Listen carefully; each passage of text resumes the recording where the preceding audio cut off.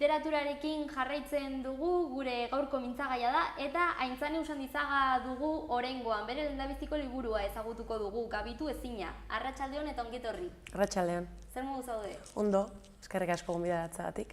Eskerrik asko etorri izanagatik. Orduan, esan bezala zure lehendabiziko obra? Bai, halaxe da. Hasi nintzanean hautako istorio batzuk idazten, oraindik ez neukan buruan bilduma bat osatzea, baina gero, lehiaketa batera aurkezteko proiektu bat bateratu nahi izan nun, eta pixkanaka jo nintzen batzuk apartatzen, besteak moldatzen, berriak sortzen, eta bilduma bat ateratzen azkenean. 8 istorio? Hori da, 8 istoriok osatzen dute, bakoitzak dauka bere mundua, bere pertsonaiak, baina badaude hainbat gai behin da berriro ateratzen direnak, eta gero bada hor sentsazio bat forma eta intentsitate ezberdinetan badare ateratzen dena nik Gabitu ezina ditu diodana.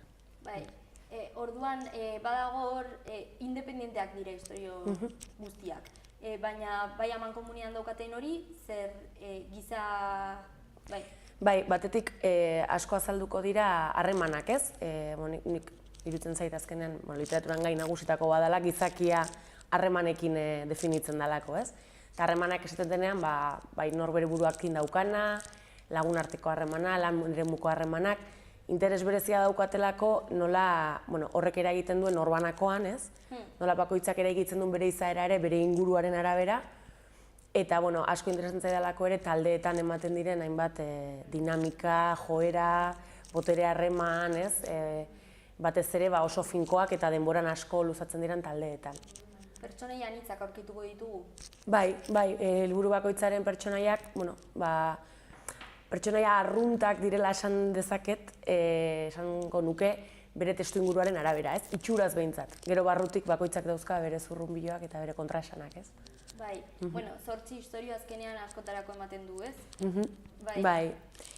Bai, azkenean egunerokotasunean daude kokatuta, baina batzutan gertatuko da zerbait, pertsonai horientzako ohikoa edo koherentea dena pixka bat balantzan jarriko duna, ez? Eta hor, zartatuko da normaltasunaren gainazal hori eta hasiko da pixka bat aparra ateratzen darun pertsonaiak, beste egoera batean aurkituko dute beraien burua normalean.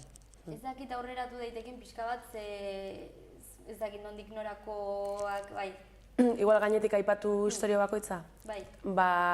Lehenengoak Lola izena du, eta abia puntua edo da, udara da, lagun gehienak oporretan dauzka Juditek, protagonistak, eta lagun batek uzten dio zakurra zaindu dezan. Eta txakurrak Lola izena du, hori da abia puntua. Bigarren ipuina gainontzean ondo izena du, familia historia bat kontatzen da, hiru anai arreben ikuspuntutik, ez? Normalean narratzaileak subjektiboak izaten dira ipuina hauetan, nahi dudalako egoera pertsona bakoitzaren azaletik kontatu, ez? Bigarren ipuina honetan hiru narratzaile dauzkagu eta aldian narratzailearen azaletik ikusiko dugu. Azkenean iruditzen zaitelako egunerokoan egia ezberdinak askotan elkarrekin bizi dirala, talka egiten batzutan eta beste batzutan horretara ere ez dira iristen ez diogulako gure buruari baimena ematen, ez? Egia hori azaleratzeko bestearekin talka egin eta zer osoa izan ez dadin. Hau da bigarren ipuinaren kasua. Hirugarren ipuinak Obi izena du, eta bikote bat doa bidaia zoragarri batean, baina gertakari bitxi batek pixka bat desoreka batera egingo du. Laugarrena da, okerrez banago, naztuko naiz, baina 10 urte barru izena du, lan eskaintza bat, lan eskaintzen inguruko 2 ipuin daude. Dalako gai bat, bastante interesatzen zaiten hauentxe, iruditzen zaidalako, lan elkarrizketa prozesuak eta ari dira iristen puntu batera oso exigenteak dira, dena eskatzen dizute, zuk askotan ez daukazu eskubiderik ez da galdetzeko, ez? Oso desorekatua da guztia, 2 ipuin daude gai honen inguruan, oso ezberdinak izan dare, Globoa izena du besteak. Eta gero dago beste bat, Asperduraren biografia izena duna, kontatzen digu protagonistak bere lehengusuaren historioa iraganean, norbaitik kontatzen dio, eta lehengusu honen berezitasuna da aspertzen zenean gauza oso arraroak egiten zitula, eta etengabe aspertzen zen.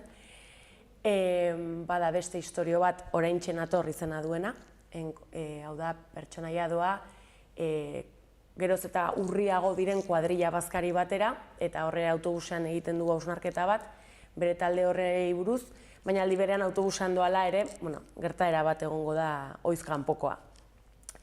Eta bukatzeko, kabitu ezina ipuina dago, liburuaren izenburu bera duena, eta kasu honetan Joan protagonista da, pertsonaia, batzuentzako berezia izan daiteke mania edo gauzak oso modu zehatzen egitea gustatzen zaion pertsona badalako, eta hor ikusiko dugu bere saiakera bizimodu berri batera egokitzeko.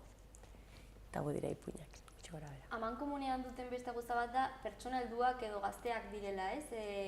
Publikoa orduan ez dira umeak, eta azkenean hori lanaren afera hori, kuadrillearen, ez? Bai, gehien bat gazteak edo helduak dira protagonistak. Baten batean, adibidez atzera doan hori, pertsonaiaren ume garaiko gauzak ere ikusko ditugu, baina gehien bat gazteak eta helduak dira protagonistak. Nun aurkitu zenuen inspirazioa?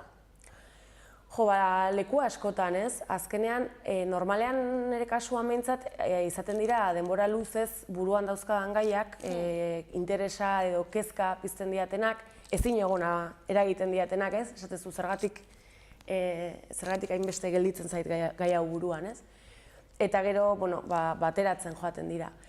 Eta gero, inspirazioa edo giroak, edo sentsazioak, edo erramintak, literaturan, zinean, antzerkian, eta egunerokoan, dauzkazun elkarrizketetan, entzuten dituzun elkarrizketetan, pixka danetik. Bizitza hobe ulertzeko balio izan dizu edo balio zaizu, hau zure lehendabiziko lana da, baina betidanik izan duzu idazteko grin hori edo, artean beti, artearekin lotuta egon zara beti.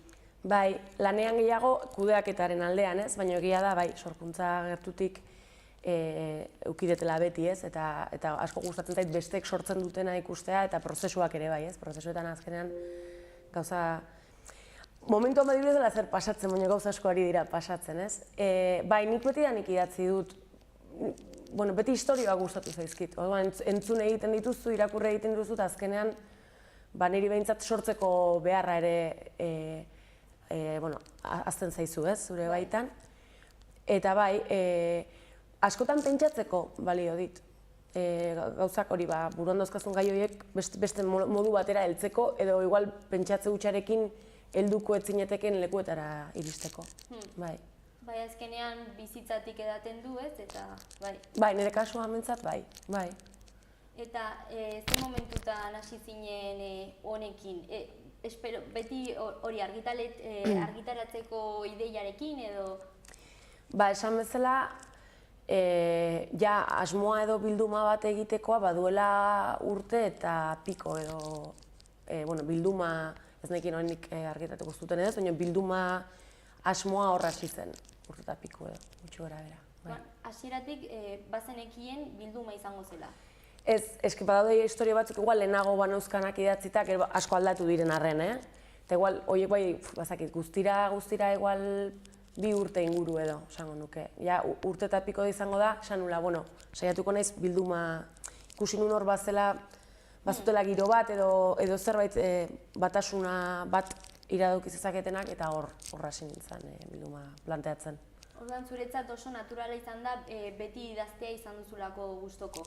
Bai, argitaratzearena dena berria, ez? Eta gero etortzen diren elkarrizketak eta guzti hori bada berriena niretzako, baino idaztearena bai, argitaratu ezarren edo konpartitu ezarren maila handian beti egin dudalako hori bai.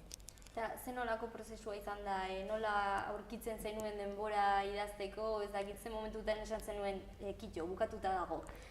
Momentu hori oso zaila da, erabakitzen noiz dago, nik uste gainera ez dago inoiz bukatuta, ez? Hartzen dituzu berriro eta berriro aldatuko zenuke zerbait, ez? Hor editoreak laguntzen dizu, esaten ez, bale, hola doa. Eta ze momentutan idazten duten, normalean ni naiz gehiago arratsaldeetan, eguerdietan gustatzen zait idaztea, gauez baino gehiago, eta segun lan orduen arabera, ez, alba eta arratsaldeetan eta asteburuetan asko, eta tarteetan asko ere bai, igual pare bat orduko tarteak neuzkanean, askotan ornadoia gainean eta horrela, bai. Eta pentsatzen dut egun guztiak ez direla berdinak, ez? Batzutan nekatuagoa, beste batzutan... Bai, batzutan nik uste, batzutan honei behintzat pasatzen zait, saiatzen zera ez, eta ez zaizu ezer ganorazkoa ateratzen. Ganorazkoak ez diren gauza asko idatzi behar dira ere, nire kasuan behintzat ez asko kentzen duzu, asko... Eta ni behintzat saiatzen naiz, orain hain naiz, azken urteetan disiplina gehiago jarri nahian, eta ezer ateratzen zen egunetan behintzat saiatzen naiz irakurtzen. Eta zer suposatu du zuretzat hori argitaratuta ikusteak? Jo, ilusio handia ez. Gainera, objektu bezala ere, liburua bera niri oso polita iruditzen zait, ilustrazioa, bai azalekoa, bai barrukoa, ze ipuin bakoitza ilustrazio txiki batekin hasten da. Ez dana oso ohikoa heldu literaturan, ez? Baina nik gogoan neukan hori egiteko. Eta piliagoa du ilustratzaileak egin ditu, eta niretzako oso lan polita, asko ematen die ipuinei. Eta hori ikustea, ez, fisikoki izan da oso sentsazio polita. Oso arraro ere, baina oso polita. Bai, hor daukagu ere, sorkuntzaren garrantzia zuretzat. Bai, ni gaina ilustrazioa asko gustatzen zait. Eta bai, baneukan, ez dakit, fijazio txiki bat baneukan, eta eskerrak bai editoreari eta argitaletxeari elkarri, aukera eman didate, ez. Gogoan neukan ilustrazio txiki batzuk sartzeko, eta Piliren lana lehendik ezagutzen nuen, eta banekien ondo joango zela historiekin, eta oso pozik. Orduan elkarlan polita? Bai, oso polita izan da, oso esperientzia polita, errepikatuko nuke. Eta elkarrekin baita? Emaritxua izan da...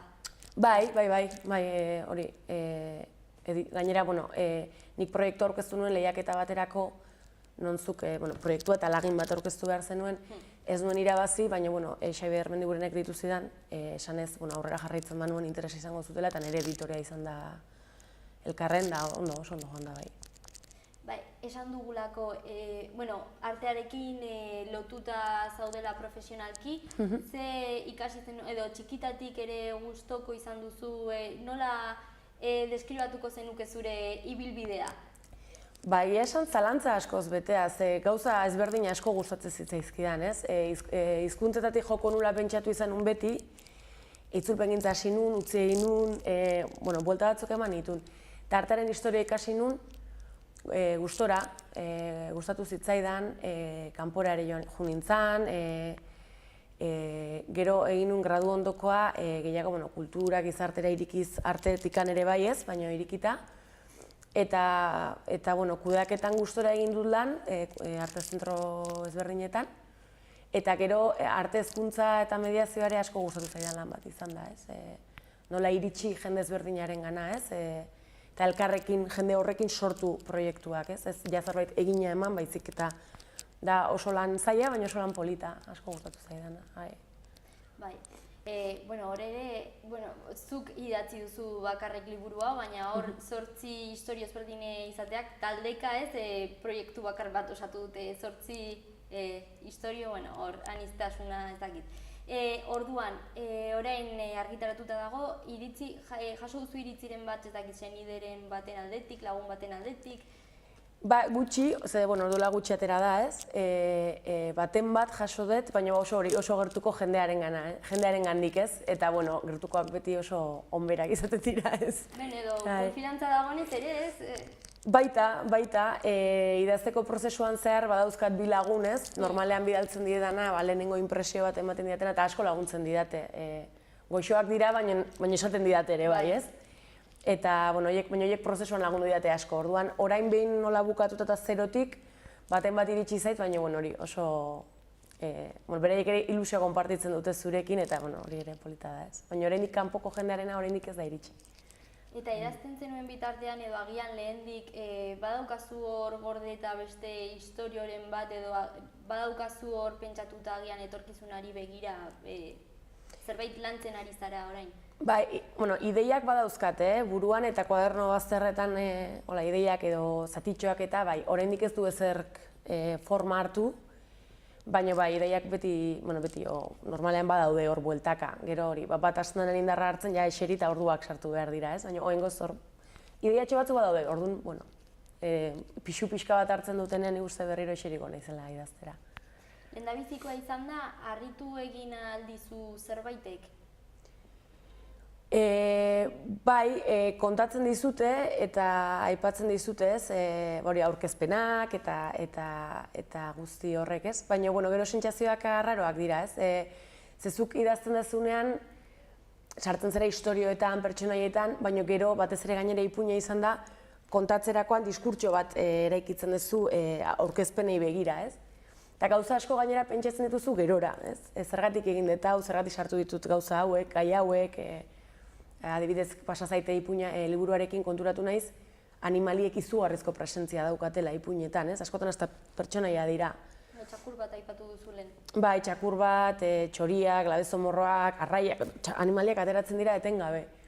Eta adibidez gerora pentsatu behar izan dut, eta bueno, teoria batzuk ateratzen dituzu, baina ez dakizu egiazkoa diren, ez? Edo zuk gerora eraiki dezun zerbait. Gauza horiek harritu naute pixka bai.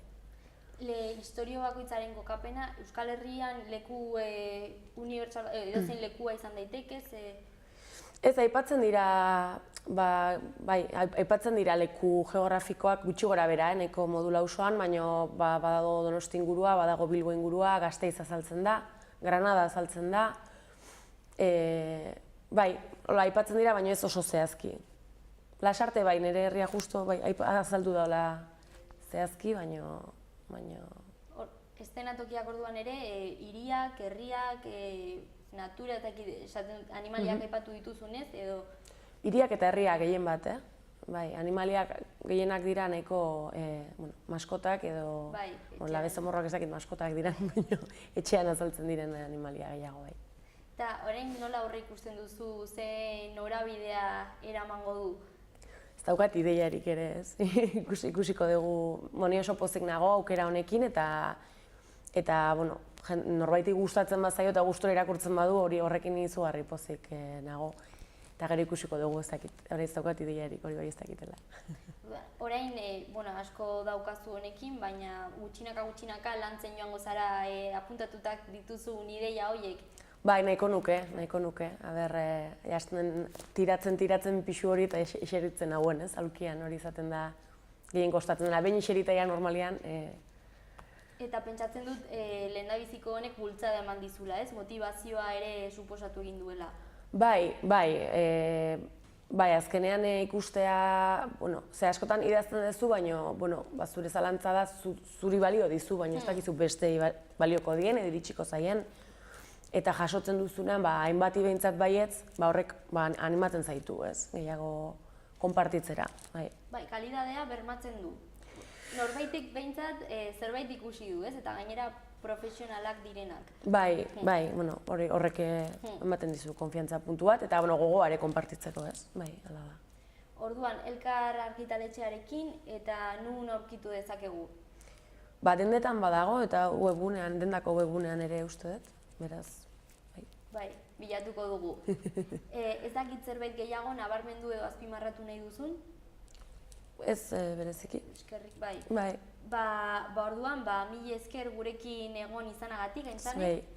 Eta zorte hon, zure ibilbidean. Mila esker, hurren arte. Bai, agur.